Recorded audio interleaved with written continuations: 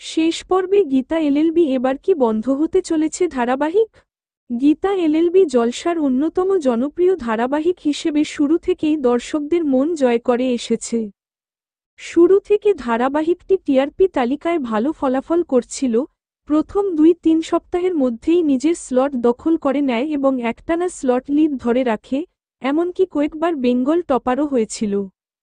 কিন্তু বিগত কয়েক সপ্তাহে ছবিটা বদলেছে, ধারাবাহিকটি তার প্রতিপক্ষ সিরিয়ালের তুলনায় অনেকটাই পিছিয়ে পড়েছে। টানা ২ সপ্তাহ পিছিয়ে থাকার পর আবারও একবার স্লট দখল করলেও তা বেশিক্ষণ ধরে রাখতে পারেনি। এরপর থেকে এখনও পর্যন্ত ধারাবাহিকটি সেই স্লট ফিরে পায়নি, বরং প্রতি সপ্তাহেই প্রতিপক্ষ ধারাবাহিকের থেকে টিআরপির গ্যাপ বেড়েই চলেছে।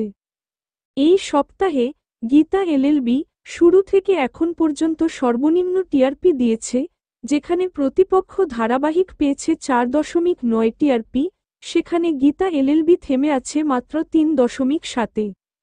সন্ধ্যা ৬:৩০টার মতো গুরুত্বপূর্ণ স্লটে এত কম টিআরপি সত্যিই উদ্বেগের বিষয়ে। এই পরিস্থিতিতে প্রশ্ন উঠছে, এবার কি বন্ধ হয়ে যাবে গীতা এলএলবি? অনেকে বলছেন হয়তো এই স্লটেই আসতে চলেছে নতুন ধারাবাহিক, রানী ভবানী। ফলে গীতাকে হয়তো নতুন সময় দেওয়া হবে অথবা সম্পূর্ণভাবে বন্ধ করে দেওয়া হবে, তবে এখনও কিছু চূড়ান্ত হয়নি। আপনারা যদি গীতা এলএলবি বন্ধ হয়ে যায় তাহলে কতটা মিস করবেন, নিচে কমেন্টে জানাতে ভুলবেন না। আর ধারাবাহিকটির সবশেষ আপডেট সবার আগে পেতে চ্যানেলটি সাবস্ক্রাইব করে পাশে থাকা বেল আইকনটি বাজিয়ে দিন। ধন্যবাদ।